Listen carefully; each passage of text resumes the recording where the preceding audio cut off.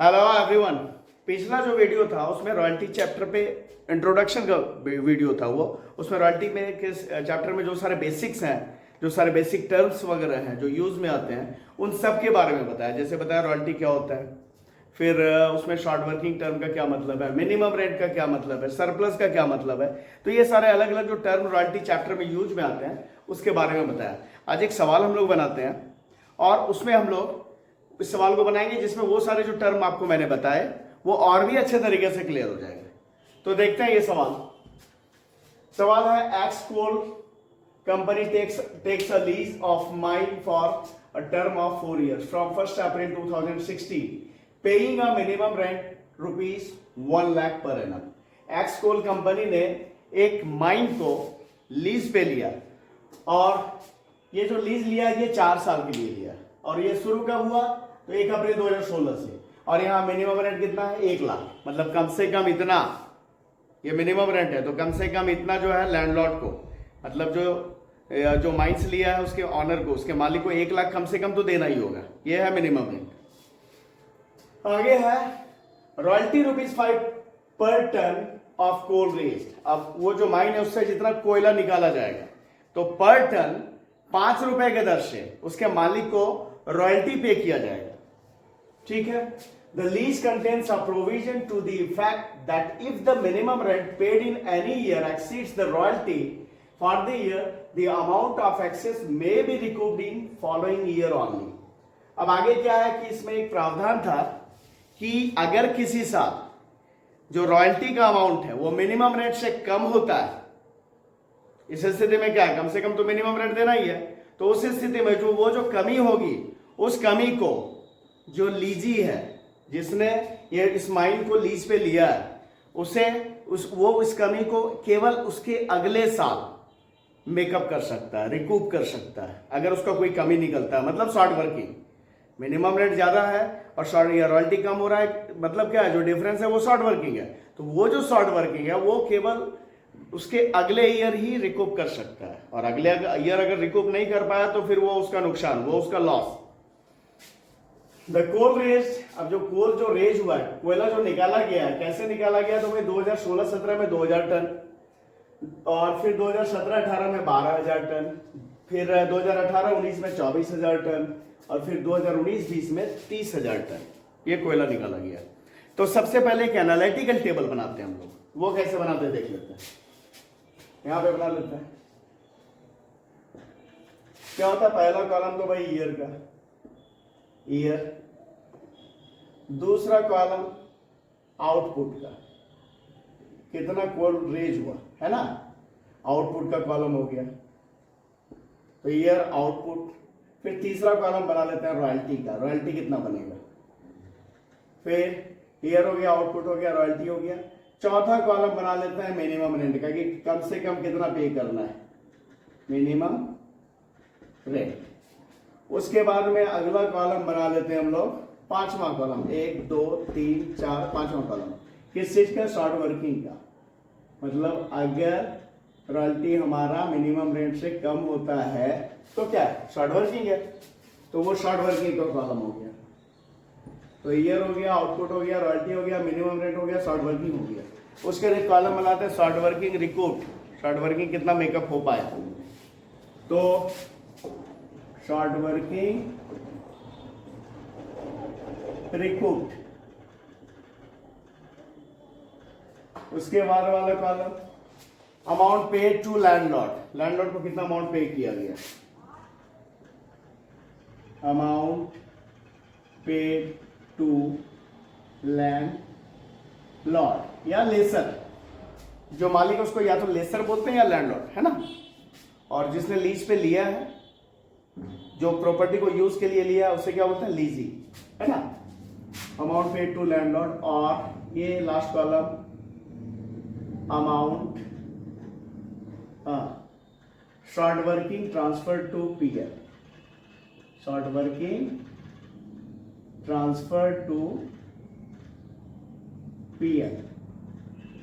तो कौन सा शॉर्ट वर्किंग, जो अनरिकूप्ड रहेगा, जो रिकूप नहीं हो पाएगा, शॉर्ट वर्किंग जो समय दिया गया, जो कंडीशन दिया गया उसके अकॉर्डिंगली अगर रिकूप नहीं हो पाया तो वो कहाँ ट्रांसफर हो जाएगा, प्रॉफिट एंड लॉस अकाउंट में, तो उसका ये कॉलम।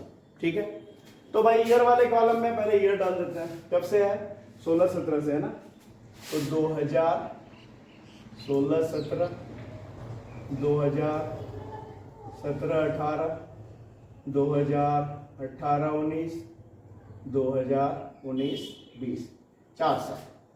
अब ये 16-17 में जो आउटपुट हुआ है कितना हुआ है, मतलब उत्पादन कितना हुआ है, 2000 टन। आउटपुट इन टन लिख देते हैं ना, टन में है ना ये, 2000 टन, ये हो गया 2000 टन। और फिर 17-18 में कितना हुआ है, तो 12000 टन, यहां पे लिख दिया 12000 टन। और फिर 18-19 में कितना हुआ है, तो 24000 टन, ये 24000 टन लिख दिया। और फिर 19-20 में कितना, 30000 टन। ठीक है, ये हुआ है आउटपुट। और रॉयल्टी क्या है, एट द रेट ऑफ ₹5 पर टन, 5 रुपए प्रति टन। तो भाई रॉयल्टी यहाँ पे कितना बनाएगा, तो ये जो है जो आउटपुट हुआ है जितना टन, उससे 5 से, हर एक को 5 से मल्टीप्लाई करेंगे, मतलब 2000 गुने 5 करेंगे तो निकल जाएगा रॉयल्टी का अमाउंट कितना बना, पहले साल 10,000। और 17-18 में 12000 टन आउटपुट है, तो 12000 टन मल्टीप्लाई 5, 60,000 हो गया रॉयल्टी। उसके बाद वाले साल में आते तो 24,000 टन आउटपुट है, 24,000 टन आउटपुट है, तो 24,000 मल्टीप्लाई 5, तो हो गया 1,20,000 रॉयल्टी। ठीक है, क्या कर रहे हैं, हर एक जो आउटपुट हुआ है जितना टन, उसे पर टन जो रेट है हमारा 5 रुपया, उससे मल्टीप्लाई करते जा रहे हैं। फिर यहाँ पे 30,000 टन आउटपुट हुआ है, तो 30,000 मल्टीप्लाई 5, 1,50,000 रुपए। अब आते हैं इस कॉलम में मिनिमम रेंट, तो हर साल मिनिमम रेंट कितना है, 1 लाख, तो 1 लाख, 1 लाख हर साल कितना है, मिनिमम रेंट है 1 लाख रुपए, ये लिख लिया। ठीक है, अब यहां से हम लोग ऐसे ही चलेंगे। ठीक है, तो पहले 16-17 में, तो 16-17 में शॉर्ट वर्किंग क्या होता है, जब रॉयल्टी मिनिमम रेंट से जो कम हो तो जो डिफरेंस है वो शॉर्ट वर्किंग है। तो यहाँ रॉयल्टी 10,000 है, जबकि मिनिमम रेंट 1 लाख है, तो शॉर्ट वर्किंग हुआ है। कितना हुआ शॉर्ट वर्किंग, 90,000। ठीक है, तो भाई शॉर्ट वर्किंग रिकूप का तो बात ही नहीं है। शॉर्ट वर्किंग रिकूप कब होता है, जब शॉर्ट वर्किंग को हम मेकअप करते हैं, तो वो तो नहीं कर रहे हैं, यहाँ तो खुद ही शॉर्ट वर्किंग है, तो ये कॉलम खाली रहा। अमाउंट पेड टू लैंडलॉर्ड, तो भाई लैंडलॉर्ड को क्या अमाउंट पे करेंगे, तो मिनिमम रेंट और रॉयल्टी जो दोनों में ज्यादा हो वही पे किया जाता है। कहने का मतलब सीधा है कि कम से कम मिनिमम रेंट तो पे किया ही जाएगा। तो 1 लाख मिनिमम रेंट यही पे किया जा रहा है क्योंकि रॉयल्टी कम है। और short working transfer to PL, ये कॉलम में कब जाएगा, जब वैसा शॉर्ट वर्किंग जाएगा जिसके रिकूप करने का मौका, मेकअप करने का मौका खत्म हो गया। और यहाँ सवाल में लिखा हुआ है जो भी शॉर्ट वर्किंग होगा, जैसे यहाँ शॉर्ट वर्किंग हुआ है उस तरह जो भी शॉर्ट वर्किंग होगा जिस साल होगा उसके केवल अगले साल उसे रिकूप कर सकते हैं। मतलब अगर 16-17 में शॉर्ट वर्किंग हुआ है तो उससे केवल 17-18 में रिकूप किया जा सकता है, उसके आगे फिर उसे रिकूप नहीं किया जा सकता है। मतलब अगर यहाँ रिकूप हो पाया तो हो पाया इस साल 17-18 में, नहीं तो वो फिर चला जाएगा प्रॉफिट एंड लॉस अकाउंट में। उसी तरह अगर 17-18 में शॉर्ट वर्किंग होगा तो उसे केवल 18-19 में ही रिकूप कर पाएंगे। मतलब जिस साल शॉर्ट वर्किंग हुआ उसके केवल अगले साल ही उसे रिकूप कर पाएंगे। ठीक है, अब यहाँ पे आते हैं 17-18 में, तो भाई 17-18 में भी शॉर्ट वर्किंग हुआ है क्योंकि रॉयल्टी 60,000 है जबकि मिनिमम रेंट 1 लाख है, तो 40,000 का शॉर्ट वर्किंग, तो यहाँ हो गया शॉर्ट वर्किंग। और यहाँ इसका मौका था रिकूप होने का, मौका खत्म क्योंकि रिकूप नहीं हो पाया, केवल अगले साल कर सकते थे। तो 16-17 वाला केवल 17-18 में रिकूप कर सकते थे, पर यहाँ तो खुद ही शॉर्ट वर्किंग हो गया, तो मेकअप होने का तो बात ही नहीं है, तो रिकूप नहीं हो पाएगा। और कम से कम लैंडलॉर्ड को भाई 1 लाख तो पे करना ही होगा। और ये जो है चूंकि इसका मौका अब रिकूप होने का खत्म हो गया, चला जाएगा प्रॉफिट एंड लॉस अकाउंट में, चला गया। अब आते हैं यहाँ 18-19 में, तो 18-19 में रॉयल्टी हमारा मिनिमम रेंट से ज्यादा है, सरप्लस है 20,000 का। सरप्लस क्या होता है, मिनिमम रेंट से रॉयल्टी जितना ज्यादा होता है वो अमाउंट सरप्लस होता है, और वही सरप्लस जो है उसी का यूज केवल हम शॉर्ट वर्किंग को रिकूप करने के लिए कर सकते हैं। ठीक है, क्योंकि कम से कम मिनिमम रेंट तो पे करना ही पड़ता है, उसमें तो कोई कटौती नहीं हो सकती है। तो केवल सरप्लस अगर हुआ किसी साल उसी अमाउंट को हम शॉर्ट वर्किंग को रिकूप करने के लिए यूज कर सकते हैं। तो यहाँ पे 20,000 रुपए सरप्लस है जो हम शॉर्ट वर्किंग अगर पिछले साल हुआ है तो उसे रिकूप करने के लिए यूज कर सकते हैं। तो भाई शॉर्ट वर्किंग तो नहीं है, यहाँ पे रिकूप होगा। ये जो शॉर्ट वर्किंग है 40,000, इसका मौका है, इसका मौका तो खत्म हो गया तो यहाँ चला गया, इसका मौका है यहाँ पे रिकूप होने का और रिकूप करेंगे। तो कितना कर पाएंगे? सरप्लस 20,000 है ना, तो ज्यादा से ज्यादा 20,000 रिकूप कर पाएंगे। तो 40,000 में 20,000 रिकूप कर लिया, मेकअप कर लिया। लैंडलॉर्ड को कितना दे देंगे? लाख रुपए दे देंगे। ठीक है, 1,20,000 में 20,000 रुपए यूज किया शॉर्ट वर्किंग को रिकूप कर देना, बाकी 1 लाख पे कर दिया लैंडलॉर्ड। और पीएल में कितना जाएगा? तो भाई 40,000 में 20,000 रिकूप हो पाया, बाकी 20,000 तो रिकूप नहीं हो पाया और मौका खत्म। केवल अगले साल ही मेकअप करने का मौका था और इसका अगला साल केवल यहीं पे है, तो यहाँ मेकअप हुआ मात्र 20,000, तो बाकी 20,000 चला गया प्रॉफिट एंड लॉस अकाउंट में। ठीक है, और यहाँ पे आता है अगले साल तो रॉयल्टी 1.5 लाख, जबकि मिनिमम रेंट 1 लाख। ठीक है, तो शॉर्ट वर्किंग नहीं है, रिकूप का भी कोई बात नहीं है, क्योंकि पिछला जो था पीछे कोई शॉर्ट वर्किंग है नहीं, जैसे ऐसा शॉर्ट वर्किंग जो कि रिकूप करना है तो कुछ नहीं बचा है। ठीक है, क्योंकि ये जो था हर एक का मौका अगले साल ही रिकूप होने का था, तो 90,000 का मौका यहाँ था, यहाँ नहीं हो पाया, चला गया पीएल में। 40,000 का मौका यहाँ था, यहाँ पे 20,000 रिकूप हो पाया, बाकी नहीं हो पाया, चला गया पीएल में। तो यहाँ पे शॉर्ट वर्किंग रिकूप करने के लिए कुछ नहीं है। तो अब जो 1.5 लाख है, तो 1.5 लाख का 1.5 लाख लैंडलॉर्ड को पे कर दिया जाएगा, 1,50,000। ठीक है, तो ये बन गया हमारा एनालिटिकल टेबल। अब हम इसका जर्नल एंट्री करके देखते हैं, यही नीचे में करके देख लेते हैं। ये जर्नल एंट्री भी करके हमने इसके पहले वाले वीडियो में देखा कि क्या जर्नल एंट्रीज होंगे इन द बुक्स ऑफ लीजी।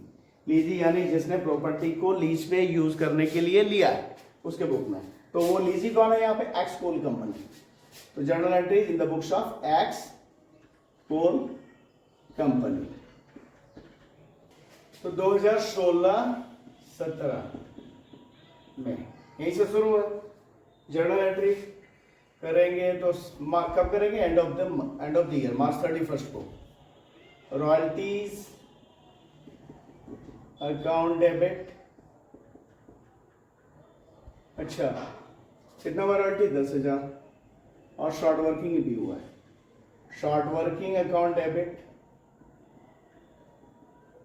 कितना शॉर्ट वर्किंग हुआ है? 90,000। टू लैंडलॉर्ड्स अकाउंट, अगर लैंडलॉर्ड का नाम रहता तो नाम लिखते हैं, नाम नहीं है तो लैंडलॉर्ड लिख दिया। कितना? 1 लाख। ठीक है, बीइंग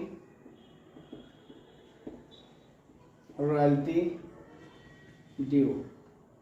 ठीक है, विथ शॉर्ट वर्किंग। ठीक है ना। अब रॉयल्टी को पे करने का एंट्री मार्च 31 को। Landlord's account debit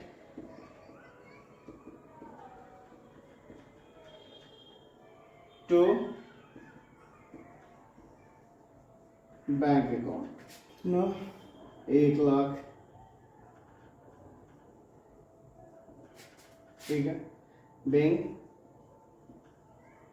amount paid to landlord हो गया। और रॉयल्टी क्या है? हर साल के अंत में रॉयल्टी को प्रॉफिट एंड लॉस अकाउंट में कर देते हैं ट्रांसफर। तो उसके लिए एंट्री उसी मार्च 31 को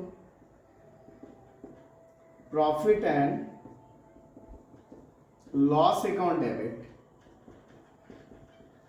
टू रॉयल्टीज अकाउंट।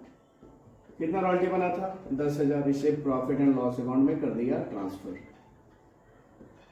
ठीक है, being amount of royalty, being amount of royalty transferred to PL account। ठीक है, अब ये हो गया 16-17 का कर लिया हम लोगों ने एंट्री। अब करते हैं 17-18 का। और अब यहां से हम लोग नरेशन नहीं लिखेंगे, है ना, क्योंकि नरेशन आपको पता ही है और सेम ही नरेशन होना है हर एक में। अब 17-18 में अच्छा आप लोग जो एंट्री करेंगे तो आपको फॉर्मेट के अंदर करना है 2017-18 मार्च 31 को। इस साल भी शॉर्ट वर्किंग है कितना शॉर्ट वर्किंग है? 40,000 का। रॉयल्टीज अकाउंट डेबिट कितना हो गया? रॉयल्टी कितना बना था? 60,000। शॉर्ट वर्किंग अकाउंट डेबिट कितना? 40,000 टू लैंडलॉर्ड अकाउंट कितना हो गया? 1,00,000। ठीक है ना। अब लैंडलॉर्ड को पे करने के लिए एंट्री उसी मार्च 31 को लैंडलॉर्ड अकाउंट डेबिट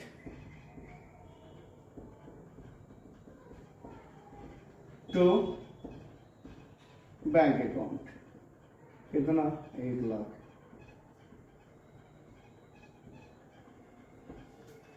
और उसके बाद में end of the year PL में रॉयल्टी को कर देते हैं ट्रांसफर, वो मैंने बताया। और यहाँ पे शॉर्ट वर्किंग भी पीएल में होगा ट्रांसफर, क्योंकि 90,000 का शॉर्ट वर्किंग है जिसे रिकूप करने का मौका दूसरे साल मतलब 17-18 में खत्म हो गया, तो उसे भी पीएल में ट्रांसफर करेंगे। तो क्या होगा? Profit and loss account debit to royalties account कितना रॉयल्टी था भाई? रॉयल्टी था 60,000, इसे ट्रांसफर किया और शॉर्ट वर्किंग को भी ट्रांसफर करेंगे टू शॉर्ट वर्किंग अकाउंट कितना? 90,000। ये शॉर्ट वर्किंग भी यहाँ पे पीएल में हो गया ट्रांसफर। कुल मिलाकर profit and loss account debit हुआ 1,50,000। ये हो गया। अब आते हैं, अब बच गया 2 साल। कौन सा? तो 19-20 और 20-21। ठीक है। तो अब 2019-20 में यहाँ पे रॉयल्टी अकाउंट वही मार्च 31 को रॉयल्टी अकाउंट डेबिट कितना? तो भाई रॉयल्टी बना 1,20,000, यानी कि यहाँ पे रॉयल्टी मिनिमम रेट से ज्यादा है, मतलब शॉर्ट वर्किंग नहीं हुआ है, तो सिंपल एंट्री होगा royalty account debit 1,20,000 to landlord's account 1,20,000। फिर लैंडलॉर्ड को पे करने के लिए एंट्री लैंडलॉर्ड्स अकाउंट डेबिट 1,20,000, लेकिन उसे पे कितना किया गया? 1,00,000, क्योंकि 20,000 रुपया रिकूप किया गया। तो टू बैंक अकाउंट कितना? 1,00,000। ठीक है ना। और रिकूप जो किया गया वो यहां पे टू शॉर्ट वर्किंग अकाउंट कितना? 20,000। ठीक है। और अब पीएल में करेंगे ट्रांसफर, रॉयल्टी को तो हर साल करते हैं, और शॉर्ट वर्किंग यहां भी ट्रांसफर होगा, क्योंकि 40,000 में केवल 20,000 रिकूप हो पाया, बाकी 20,000 हो गया पीएल में ट्रांसफर, तो उसे भी ट्रांसफर करेंगे। तो profit and loss account debit to royalties account कितना? 1,20,000 और टू शॉर्ट वर्किंग अकाउंट कितना? ये 20,000 रुपये तो रिकूप नहीं हो पाया, मिलाकर हो गया 1,40,000। ठीक है।